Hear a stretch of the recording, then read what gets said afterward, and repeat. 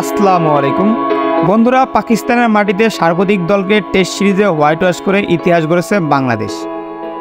Series জয়ী দলকে বৃহস্পতিবার সংবর্ধনা দিয়েছেন অন্তর্বর্তীকালীন সরকারের প্রধান উপদেষ্টা ডক্টর মোহাম্মদ ইউনূস।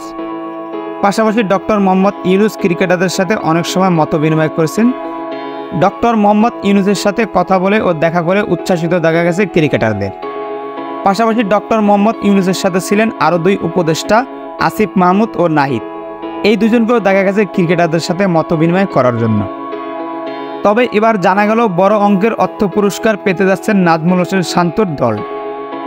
রাজধানীর 5 তারকা একটি হোটেলের টেস্ট দলে থাকা ক্রিকেটারদের 3,20,00,000 টাকা পুরস্কার তুলে দেবেন ক্রীড়া উপদেষ্টা আসিফ মাহমুদ। আর এই বিষয়টি নিশ্চিত করেছেন বিসিবির মিডিয়া বিভাগ। যে কোনো সিরিজ জয়ের পরই টাইগারদের জন্য অর্থ পুরস্কার বরাদ্দ আছে বিসিবিতে। প্রতিটি টেস্ট, ওয়ানডে ও টি-20 সিরিজের জন্য জাতীয় দলকে বোনাস দেওয়া হয় বিসিবি থেকে। পাকিস্তানের মাটিতে স্মরণীয় এক মুহূর্তের সাক্ষী হয়েছে দেশের ক্রিকেট। টেস্ট ফরম্যাটে কখনোই পাকিস্তানকে হারাতে পারেনি বাংলাদেশ। সেই পাকিস্তানকেই ঘরের মাটিতে 2-0 ব্যবধানের সিরিজ হারিয়েছে লাল সবুজের দল। তাই তো বাংলাদেশ দলের এমন অর্জন দেখে উচ্ছ্বাসিত দেশের ক্রিকেটপ্রেমী ভক্তরা।